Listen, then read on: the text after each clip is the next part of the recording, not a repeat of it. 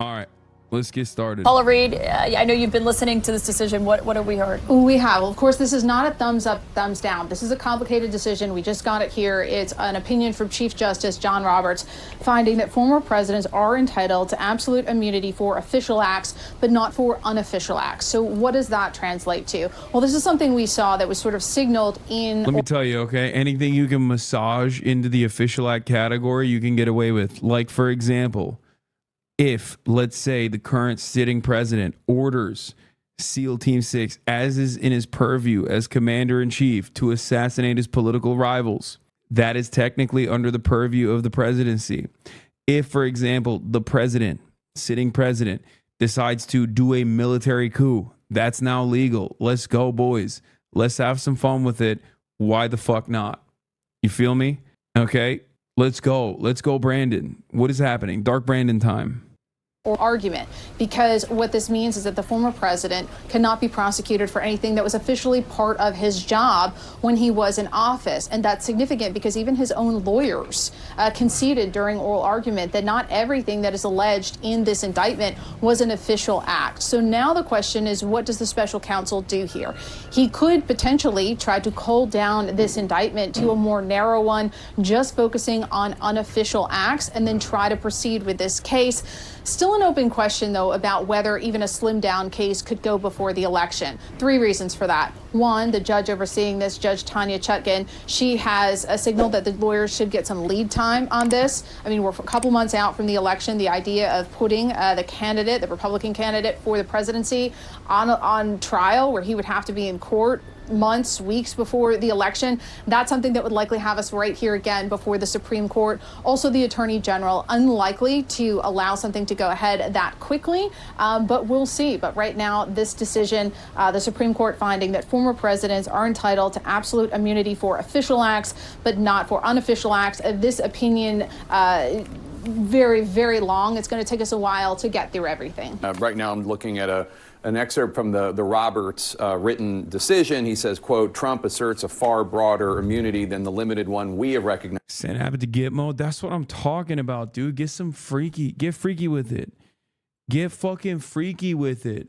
Throw all the governors that you don't like in Guantanamo Bay. Okay? Fuck it. Literally go into the Department of Education and wipe out all the records. Who's going to stop you? Who's going to stop you? You're the president. It's an official presidential purview. Okay? Do it. Do the damn thing. Fucking YOLO mode. Okay? SCOTUS said Iran-Contra was unprosecutable.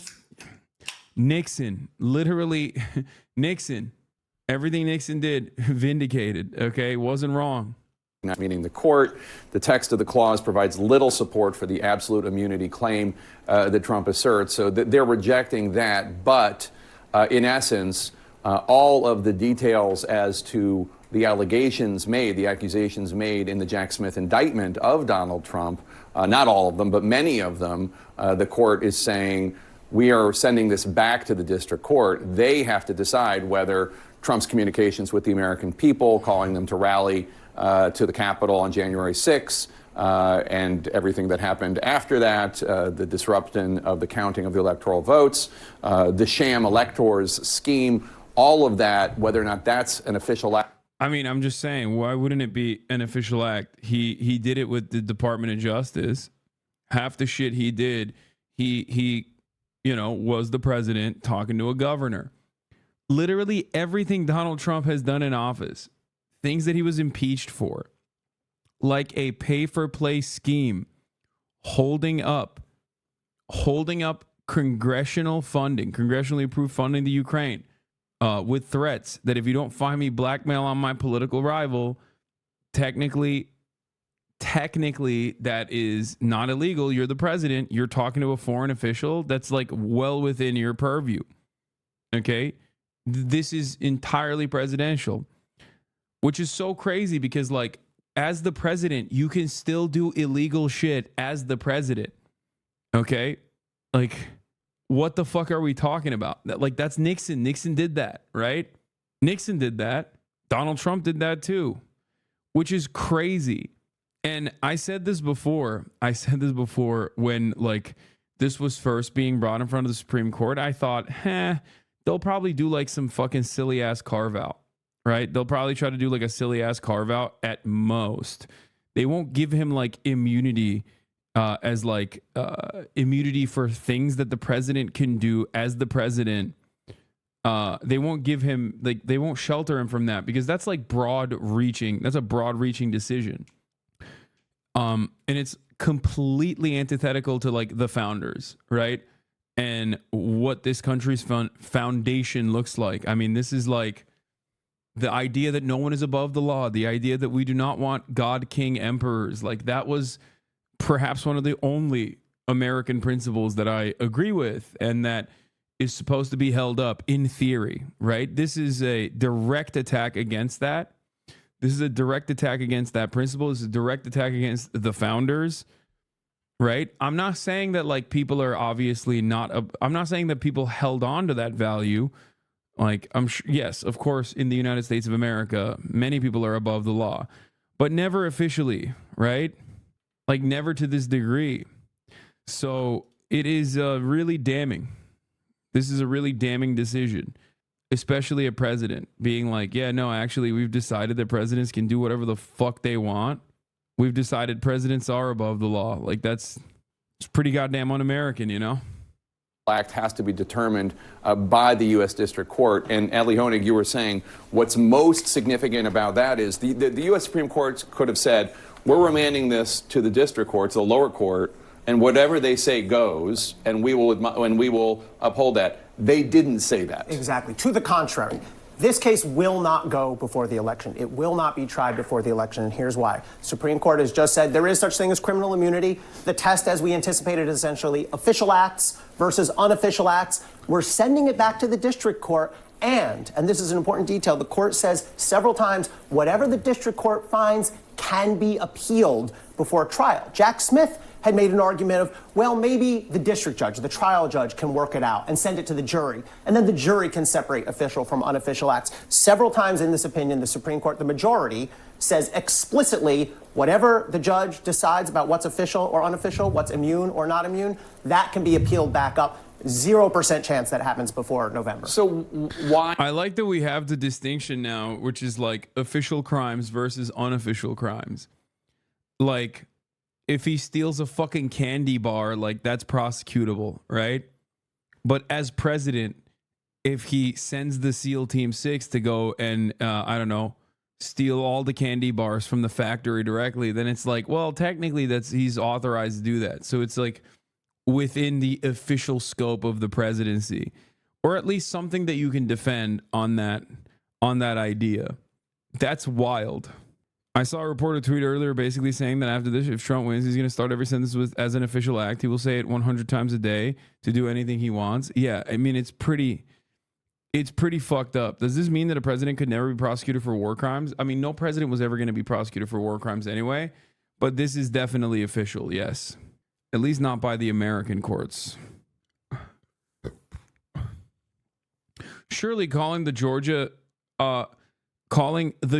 governor to ask for votes is unofficial. No, that's the president who maybe genuinely was afraid that there was voter fraud happening and wanted the fucking Georgia governor to investigate and find 11,746 votes. Before today, you could say that that is illegal and ridiculous and what the fuck are you doing? Except after today, well, he did it in a presidential manner. So who's to say it's illegal? Sorry, it's 11,780 votes, not 86. I was wrong. I was off by 6. It's great. I do that. I mean, if they are saying, hey, we're the U.S. Supreme Court and we're going to have the final say on this no matter what, why not just make it clear? Everything's delineated in the indictment. Why not just make it clear? And if Judge Chutkan decides... No, the official act isn't legal. He can't be prosecuted is all. Yes. Wait, what did I say? No, yeah, he can do illegal shit.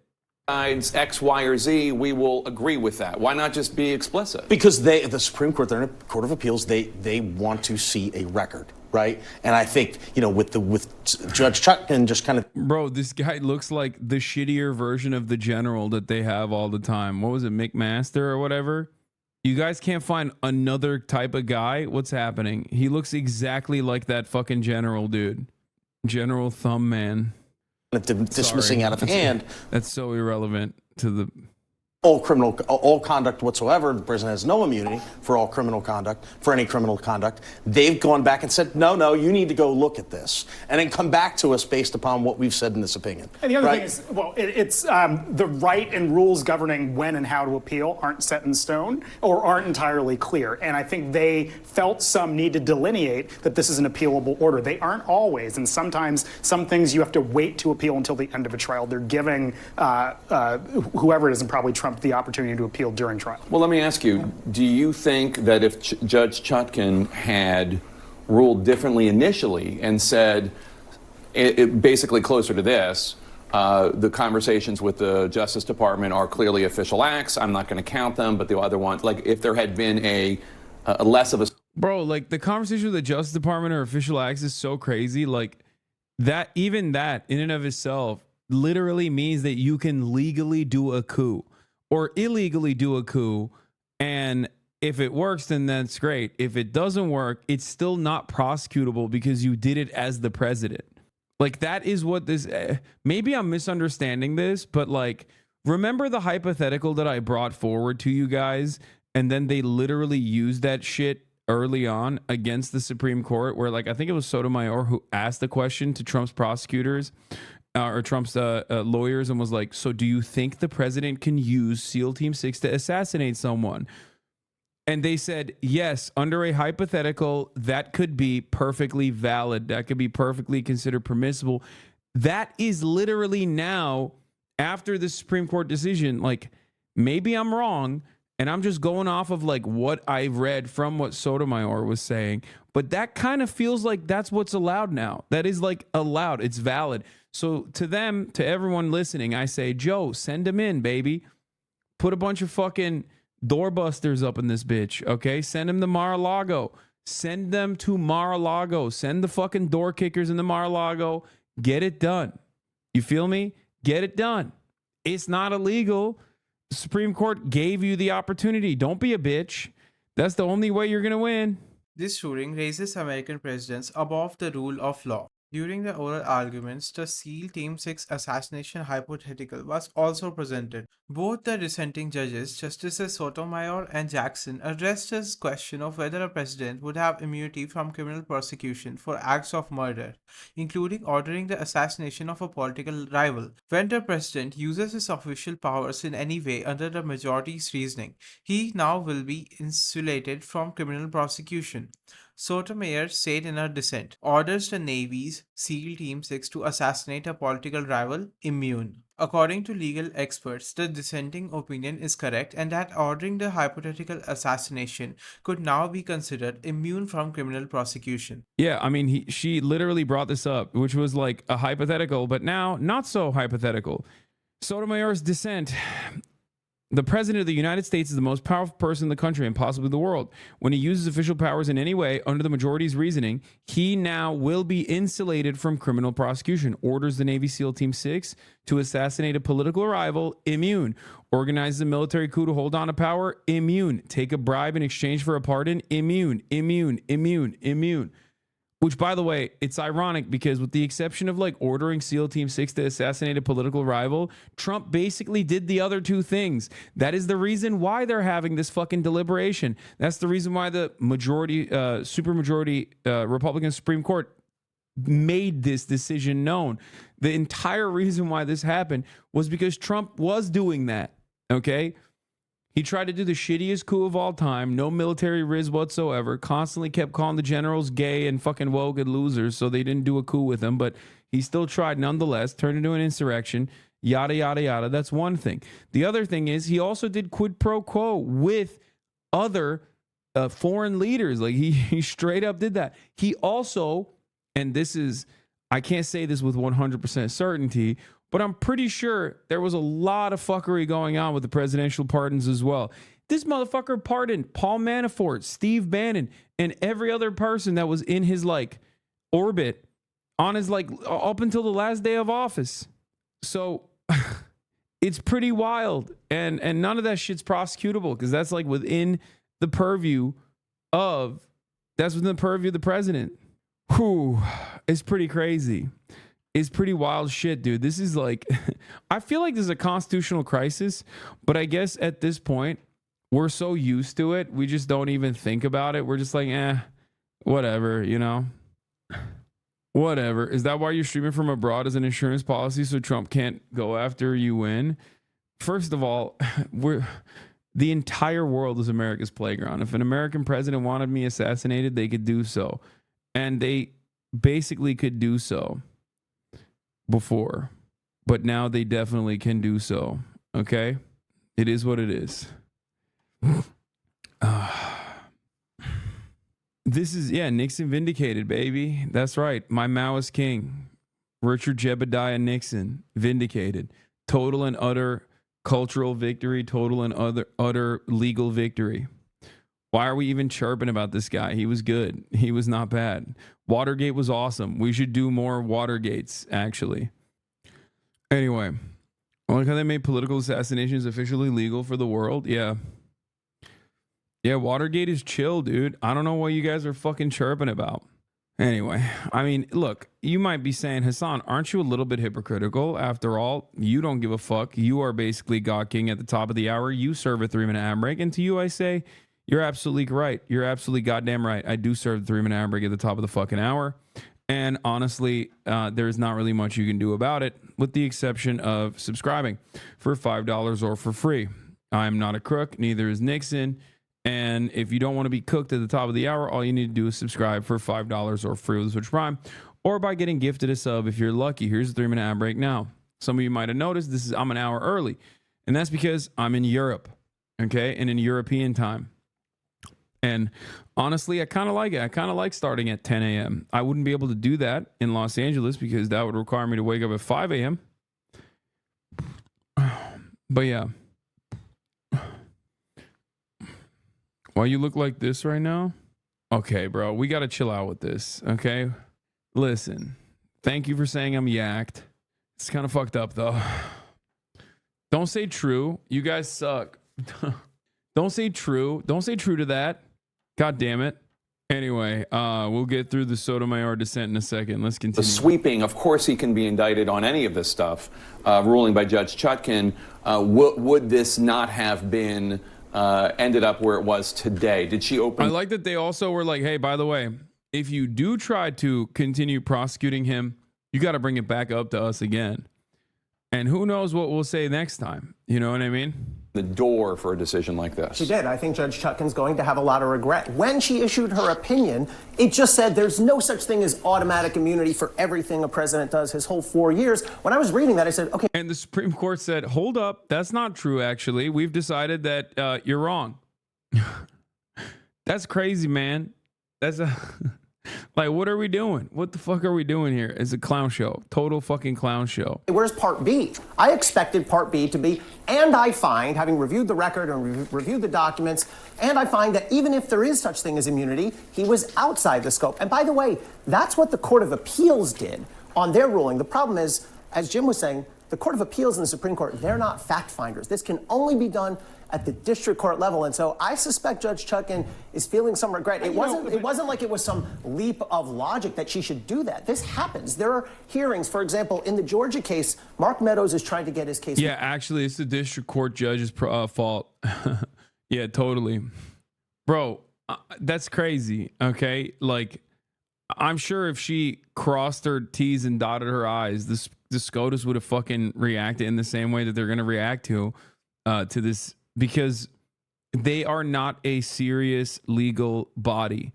They are not actually applying some kind of interpretation that is differing from one another.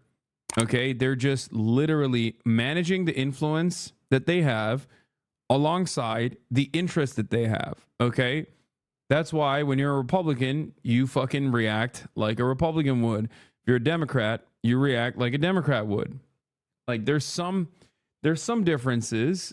You know, you have like a little bit of a centrism, at least for those institution lovers in the Supreme Court. You know, John Roberts being one of them now. But ultimately, yeah, this was the expected. This was the, well, not to this degree, but like some kind of mechanism to defend Donald Trump, to ensure that Donald Trump's court case is not held before he officially becomes president, was the ultimate goal here. Over to federal court. The question there is almost the same thing. Was Mark Meadows in or out of the scope? You know what the federal judge did there in Georgia? He held a hearing. Mark Meadows testified. He said, I find, based on this hearing, you're outside the scope. If Judge Chutkan had done that, we'd be in a very different position. Where I don't agree with that, though, is that either of the parties would have had an opportunity to appeal the portion of that opinion that they did not agree with, because it would have been somewhat of a split the baby gobbledygook that they would have had a right to appeal. You can't tell me that either Jack Smith or Trump's team would not have attempted to take it up, and the Supreme Court would have created similar gobbledygook. But we would have had an have answer today. right now. Well, if she'd already done the hearing, we'd know right now. They would have gone up to the Supreme Court, though, and I think We'll never know. This is on Earth. This is on Earth too. All I can tell you is, having been covering the U.S. Supreme Court and their, just to go back to Bush v. Gore. Yeah. The reason that the conservative court in Bush v. Gore was able to do what they did is because the Florida Supreme Court let them. Yeah. The Florida Supreme Court made so many bad decisions and bad rulings, it was easy for the U.S. Supreme Court to come in and say, no, stop the count. Yeah, what's interesting here, and there's a great line, I'm skimming it very quickly, in Justice Sotomayor's dissent, where she says, the majority pays lip service to this idea that the president is not above the law, and then in effect says that for certain official acts, the president is in fact above the law. It's how do you sort out what this actually means? Let's do that right now, because in the oral arguments, there were certain examples that were given. Let's explore a couple of those and what today's decision means.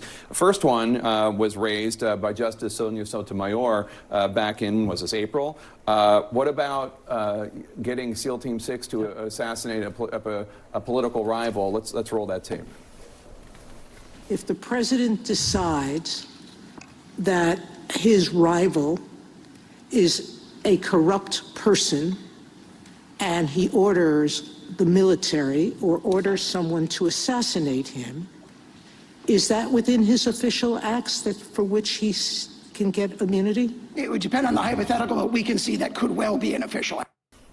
That was a stunning moment in April. Did the court just say, yeah, you can assassinate a political rival? No, I don't think they did. That's a ridiculous answer by Donald Trump's team, a dangerous and reckless answer. One really important thing. Why? No, that is what the Supreme Court said, though. What do you mean? Oh, that's a ridiculous and dangerous answer. No, that is literally what the Supreme Court decided. That is what it is. You can consider that to be fucking reckless or dangerous, but that is ultimately the case. I feel like, you know how I've talked a lot about Americans in the Western world coping with how much better they are than Eastern traditions and stuff. We orientalize bribery. We're like, oh, Pakistan, India, there's so much bribery there. And then we codify it, right? We codify bribery. We make it legal within the boundaries of federal regulation, federal regulation, right? What do? We call it lobbying. Corporate lobbying is legal. It's somehow different than bribery. And I feel like this is a very Russia moment. We talk about Vladimir Putin assassinates his political rivals. It's really fucked up. And it's here we have the American Supreme Court literally saying no, it's fine. It's illegal, but it's within, it's an official, as long as it's an official act, it's not prosecutable. So how is that any different then? How is that any different? How is that any fucking different? We're over here chirping about Russia all day, every day, but we're yeah, no, it's actually legal now, so it's different. We're doing it through legal channels. Joe Biden has described this ruling as a dangerous precedent. This Supreme Court ruling gives the former President Donald Trump partial immunity from criminal prosecution. The current US president said the judgment undermined the rule of law and was a terrible disservice to Americans. Earlier, Trump hailed the court's decision as a big win for democracy. The justices found on Monday that a president had immunity for official acts but was not immune for unofficial acts, and referred the matter back to a trial judge. The judgment will further delay the criminal case against Trump for allegedly trying to subvert the 2020 election result that gave victory to Mr. Biden. The trial judge must now determine which actions were carried out in Trump's capacity as president, which could take months. any trial is unlikely to start before November's presidential election. In a televised statement late on Monday, Biden said, "This nation was founded on the principle that there are no kings in America. Each of us is equal before the law. No one is above the law, not even the President of the United States." Today's court decision almost certainly means that there are virtually no limits on what a president may do. The man who sent that mob to your US Capitol is facing potential criminal conviction for what happened that day. The American people deserve to have an answer in the courts before the upcoming election. Biden was referring to Trump being on trial for his alleged role in spurring the riot. The basis for Donald Trump's legal argument that maybe he can order an assassination and still be okay is this preposterous argument that they offered below that, well, a president can only be indicted if he's first impeached by the House and convicted by the Senate. The Supreme Court explicitly rejected that argument. They said impeachment has nothing to do with this. That's not the test. To your question, Jake, someone's got to decide what's the official act, right? And that the challenge here, and this was what Sotomayor was getting at in her point, somebody has to make the call as to whether even the preposterous... Like, it's just so stupid. You just added another hurdle to clear. Oh, is this an official act actually, or is this not an official act actually? Who gives a fuck? What do you mean? Like, that's insane. It's just illegal. What you are adding an unnecessary hurdle, an additional bar to clear in order to prosecute a former president. Okay, that's ridiculous. And they did this with fucking Chevron deference too. They did this with the other decision. Now you can't have a regulatory agency act under the boundaries of like any of the former acts that gave the EPA and all these other federal regulatory agencies the power to fucking react, which they rarely ever do so anyway. But when they did, now they can't do that. Now they're open to litigation. Like, now a court has to fucking come in and decide whether or not they're allowed to do certain things.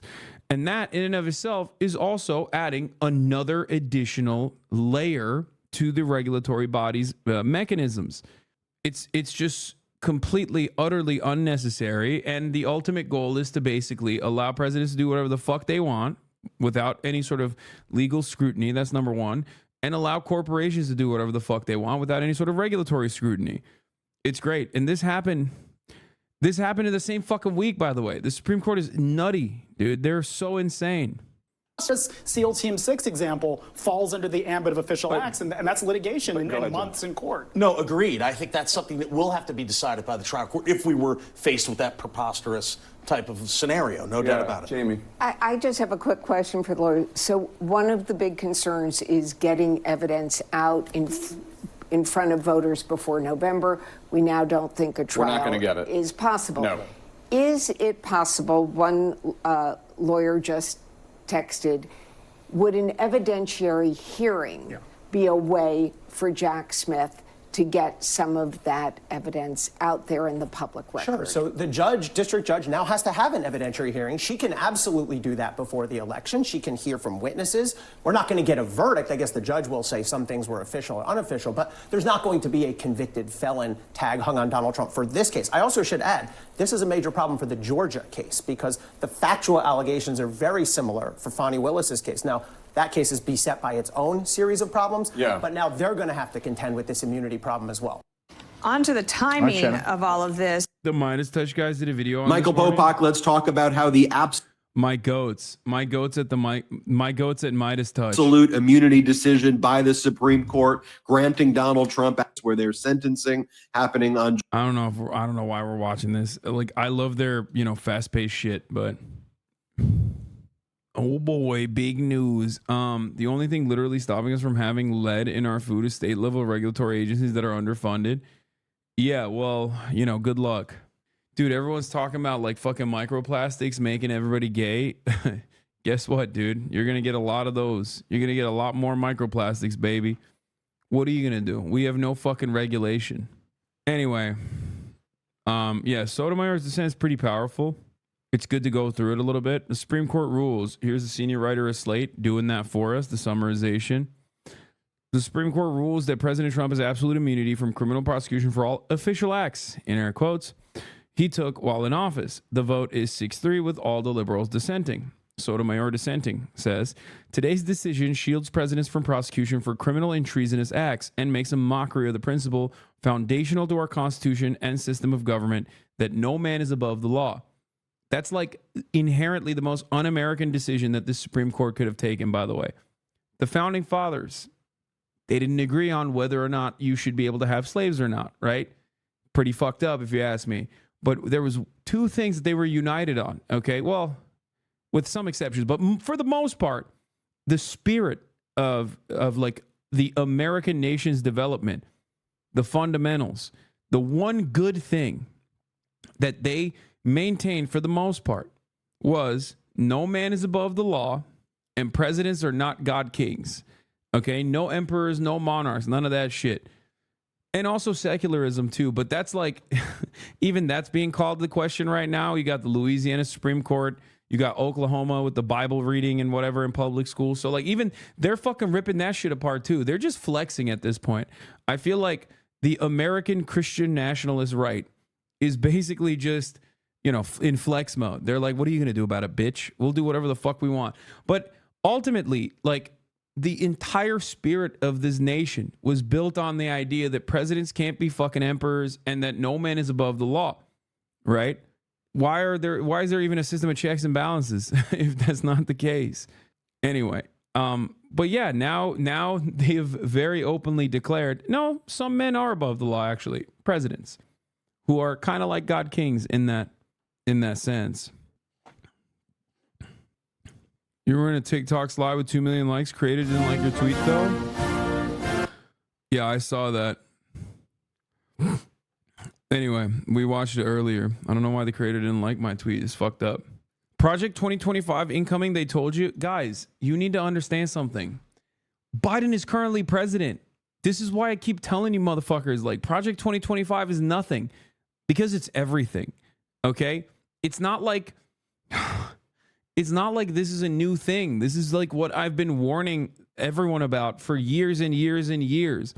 Republicans, like, very early on realized, oh, if we do court packing, if we just put ideological judges and justices and we slam them into the fucking court structure, we can just completely capture the judiciary. And then we can just no longer have to utilize the legislative body. There's too much discourse. There's too much back and forth in the legislative body. We can always say states' rights, states' rights, states' rights, and move our initiatives through state legislatures that, you know, you can absolutely cook the books on through districting, and basically pass like insane legislation at the state level, and then have that be tested in the courts and go all the way up to the Supreme Court so that it's like actually considered valid and permissible. And that's precisely what has been happening. It's not like this is a new phenomena, right? This is not Project 2025. This was Project 2005, okay? This was Project 2000. You know, it's not a new thing. When President Gerald Ford pardoned Richard Nixon in 1974, it was under the assumption that his predecessor could have been prosecuted for his efforts to impede the investigation into the Watergate scandal. But under the new rule implemented by the Supreme Court on Monday that partially immunized Donald Trump in its election interference case, there may not have been any need for such a pardon. Richard Nixon would have had a pass. John Dean, Nixon's White House counsel, said on a call with reporters Monday. The Supreme Court said core presidential functions, such as communicating with other officials, are absolutely immune from prosecution, and other acts that may straddle the line are presumptively immune, meaning a defendant can assume they are immune unless a prosecutor can prove otherwise. Future presidents, unlike Nixon, will enter office knowing they can insulate themselves from prosecution as long as their allegedly illegal acts can be defended as exercises of a bedrock presidential power. Presidents who commit criminal acts can still face removal from office via the impeachment process. Under the new test, virtually all of the evidence against Nixon in relation to the cover-up of the break-in at the Democratic National Committee offices in 1972 could have been off-limits, Dean added. Among the conduct at issue would have been Nixon's attempt to enlist the CIA in the scheme, including asking it to stop the FBI investigation into the break-in. Dean himself pleaded guilty to obstruction of justice for his role in the scandal.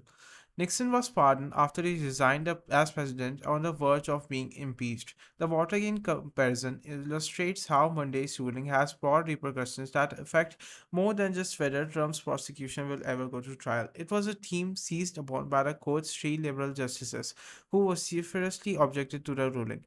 If you found this video informative, then you can subscribe to this channel and like this video for more videos like this. And thanks for watching.